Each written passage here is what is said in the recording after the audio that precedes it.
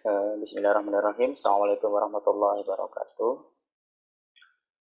Ya, pada kesempatan kali ini Bapak coba menjelaskan berkaitan dengan salah satu analisis ya yang kemarin mungkin skip, dan ini kayaknya perlu dimasukkan di dalam laporan studio 3 mengenai analisis kelembagaan dan pembiayaan. Yang pertama, kita perlu pahami terlebih dahulu kerangka umumnya seperti apa, kelembagaan secara umum, kelembagaan secara sektoral, dan juga analisis pembiayaan. Secara kerangka umum seperti ini ya. Jadi di dalam analisis kelembagaan dan pembiayaan, ini dipisahkan nih, ada kelembagaan sebelah kiri, ada kelembagaan umum, dan juga ada kelembagaan sektoral. Nah, kalau yang di studio ini karena kita adalah dalam kapasitasnya di kecamatan ya, jadi masuk ke kelembagaan umum aja. Nah, kalau misalkan sektoral itu, misalkan Anda akan buat semacam satgas atau misalkan pokja ya, kelompok kerja tertentu untuk mempercepat sebuah fungsi, itu bisa masuk ke kelembagaan sektoral.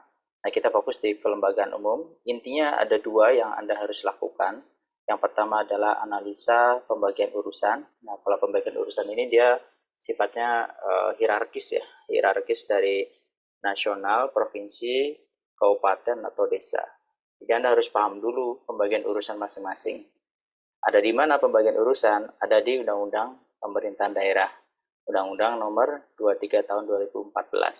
Silakan Anda searching kapan saja sebuah urusan itu kewenangan kabupaten, mana yang provinsi. Jangan sampai nanti ketika Anda mengalokasikan lembaga ya di dalam satu program, Anda mengalokasikan yang salah. Misalkan ya SMA, pendidikan SMA, Anda masukkan di situ pemerintah provinsi, pemerintah kabupaten, padahal kan harusnya masuk ke provinsi.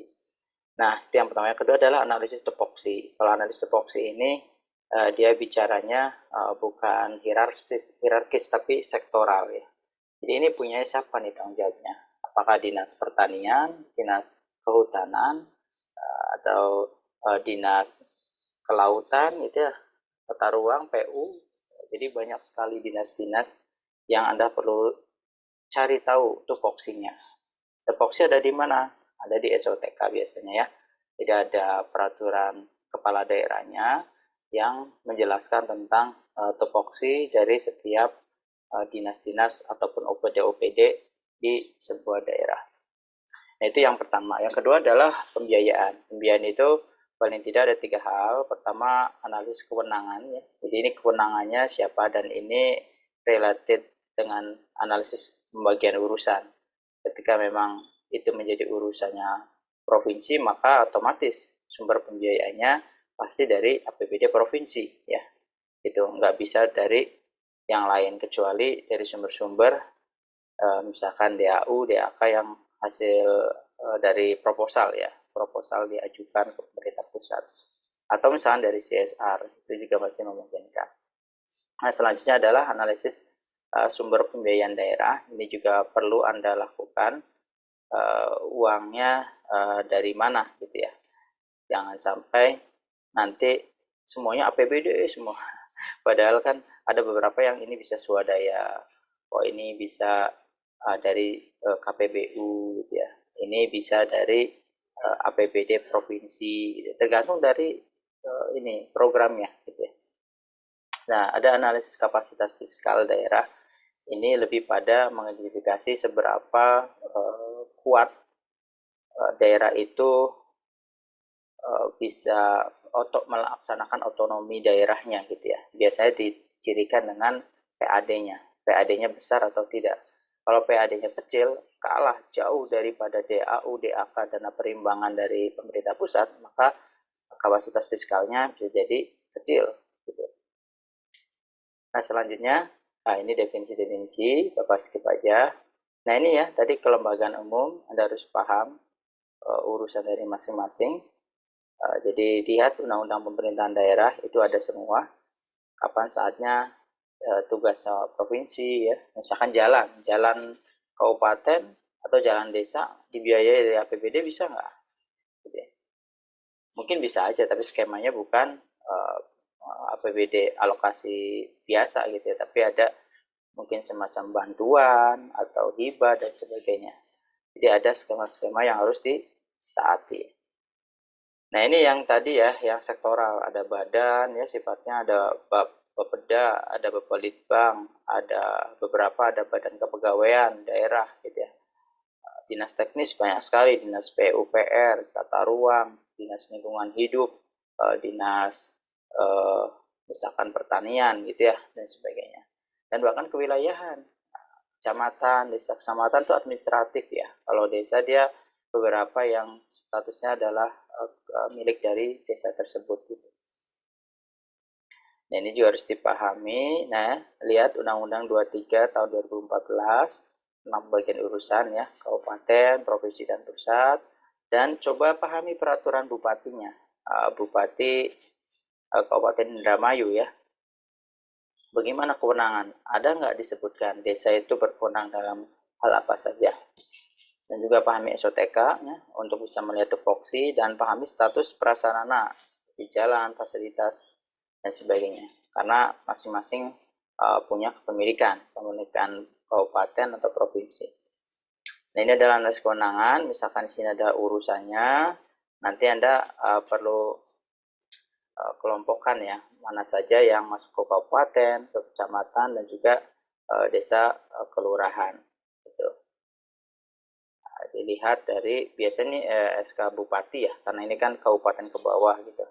Beda kalau misalkan level provinsi, beda lagi. Nah ini analisis kesesuaian tupoksi. Jadi kita melihat bahwa tupoksi itu kan apa yang kita inginkan bisa terwujud gitu ya. Tapi kan kita bisa jadi kondisi sekarang tidak memungkinkan untuk ke arah sana.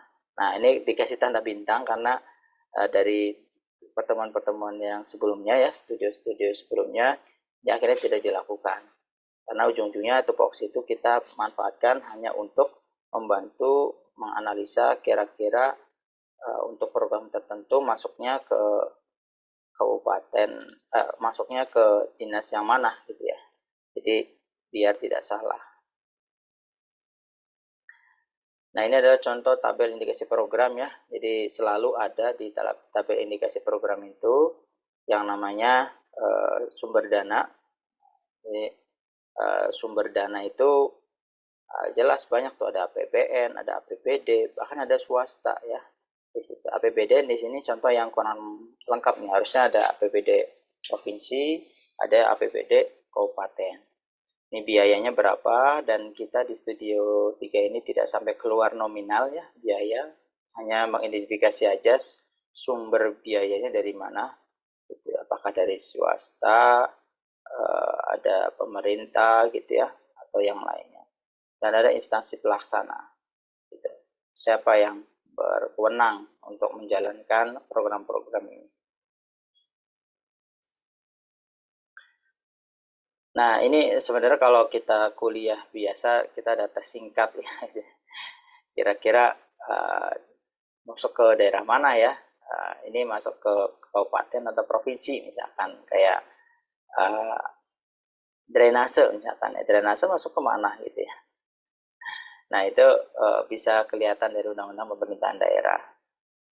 Mana yang menjadi urusannya kabupaten, mana provinsi. Nah ini contoh kalau kelembagaan sektoral ya, tapi kita tidak melakukan ini.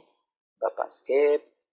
Ini keuangan daerah, jadi harus dipahami banyak beberapa tools yang bisa kita explore lebih. Pertama yaitu pertumbuhan PAD, ini jelas ya, simple sekali. Tinggal ditayangkan dalam bentuk grafik atau chart ya. Nah, terus rata-rata pertumbuhan dana perimbangan. Dana perimbangan ini adalah dana dari pemerintah pusat ya kepada setiap daerah. Jadi kalau setiap daerah itu ada semacam dana minimumnya yang dia peroleh, bergantung dari banyak hal ya, dari jumlah penduduk, tingkat kemiskinan, pembangunan dan sebagainya. Rata-rata pertumbuhan dana penerimaan udah, rata-rata pertumbuhan pendapatan lain yang sah. Jadi ada pendapatan lain selain pendapatan asli daerah. Gitu. Contoh, mau mengelola parkir misalkan ya. Mengelola parkir tapi rada-rada semi informal gitu.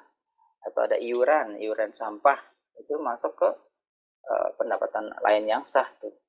Terus juga di sini ada rata-rata pertumbuhan belanja tidak langsung dan langsung. Ini kan nanti ada diklasifikasikan ada belanja langsung sama tidak langsung. Itu gimana pertumbuhannya ya? Jangan-jangan lebih banyak belanja tidak langsungnya. Contoh belanja tidak langsung itu apa? Ya contohnya belanja gaji gitu ya. Itu kan tidak langsung ke pembangunan ya. Jadi lebih banyak dikasihkan kepada orang. Dan juga ada penerimaan nih. Jadi rata-rata penerimanya berapa untuk pembiayaan daerah. Nah, ini ingat ya pembiayaan. Jadi kalau pembiayaan bicaranya bisa hutang, misalkan bisa apa namanya itu penyertaan modal ya dari masing-masing, tergantung nih pengeluaran atau penerimaan. Gitu. Ini adalah beberapa formula, jadi silakan Anda hitung sendiri ya untuk rasio kemandirian daerah. Bagaimana cara hitungnya? Silakan lihat PAD dibagi transfer pusat, ini adalah dana perimbangan, terus juga dari provinsi tambah pinjaman ya kalau memang ternyata daerah itu punya hutang. Dan juga ada rasio derajat desentralisasi, ini PAD dibagi total penerimaan ya. Jadi kita biar tahu berapa sebenarnya tingkat desentralisasi dari Kabupaten Indramayu. Nah ini yang secara singkat ya diharapkan bisa muncul di dalam laporan Anda. Jadi tujuannya ada yang mengidentifikasi tingkat pertumbuhan, terus juga mengidentifikasi sektor potensial, ada mengidentifikasi kapasitas keuangan daerah, dan identifikasi potensi dan kemampuan keuangan daerah. Di sini sampai bentuk penyajiannya ya disampaikan. Ini baiknya tabel, ini baiknya pie chart, ini baiknya grafik batang dan sebagainya. Jadi silakan nanti Anda lihat lagi di sini. Ini adalah beberapa formulasinya ya, ada skor-skornya juga, kapan saatnya kurang, cukup, sedang gitu ya. Untuk kemampuan keuangannya itu sendiri. Ini formatnya bisa ikut ini atau bisa juga menyesuaikan ya dengan masing-masing. Nah ini contoh-contoh aja ya cara penyajian data-data pembiayaan dan kelembagaan. Ini data time series dari 2012 sampai 2016 dan itu yang ini adalah pajak daerah ya, terus ini ada retribusi daerah, hasil pengelolaan kawasan dagangan, hasil pengelolaan kekayaan daerah yang dipisahkan ya, maaf. Jadi kekayaan daerah dipisahkan itu contohnya misalkan desa daerah ya Kabupaten Indramayu menyertakan modal gitu kepada perusahaan daerah di luar dari Indramayu misalkan ya, itu bisa aja gitu ya. Itu kan dia pisahkan ya, kepada BUMDes misalkan, bisa aja. Nah itu ini analisis pembiayaannya. Jadi ada arti sempit, arti luas. Artinya kalau arti sempit kita memaknai semua pembangunan itu harus dari APBD. Padahal sumber pembiayaan itu bukan hanya dari APBD. APBD mah hanya salah satu saja ya, semacam stimulus gitu ya. Selebihnya kalau misalkan ternyata dia bisa masuk ke pasar, kenapa enggak ke swasta ditawarkan?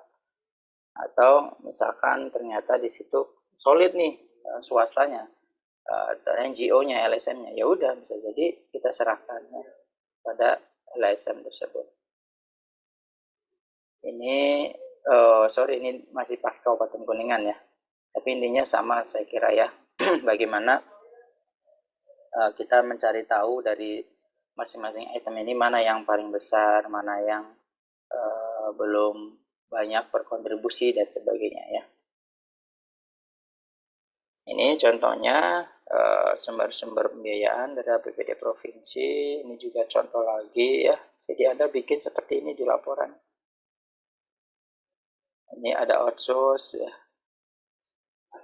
Nah, ini yang terakhir sebagai rangkuman ya. Jadi ada bisa dari CSR, bisa jadi hibah, ada KPBU gitu ya, kerjasama pemerintah badan usaha ya. KPBU ada PPP, Public Private Partnership, dan itu banyak sekali variasinya, ada BOT, BOO, BTO dan sebagainya. Dan juga ada bahkan zakat infak, sedekah wakaf ya. Sebenarnya bisa, PR-nya adalah bagaimana agar ini tuh bisa terpenuhi syarat-syaratnya. Misalkan terutama yang dikasih bintang ya, kayak zakat. Zakat itu kan yang mengikat. Ya dikasihkan hanya ke mustahik. Mustahik orang-orang miskin, fakir, gorim gitu ya, mu'alaf dan sebagainya. Jadi tidak serta-merta bisa mengakses itu kan. Dan juga ada DNS, ini contoh yang menarik ya. Ada Debt Netter Swap, di mana di era Presiden Pak SBY, pemerintah Indonesia berhasil tidak utang atau alias melunasi hutang-hutang dari IMF. Itu karena apa? Program ini reboisasi hutan ya. Nah itu aja mungkin ya dari Bapak, silakan dikerjakan ya apa-apa yang menjadi tugasnya, dan jika ada yang mau bertanya jangan sungkan, bisa nyampaikan via WA group ataupun PM ke Bapak sendiri. Sekian, Bapak tutup. Assalamualaikum warahmatullahi wabarakatuh.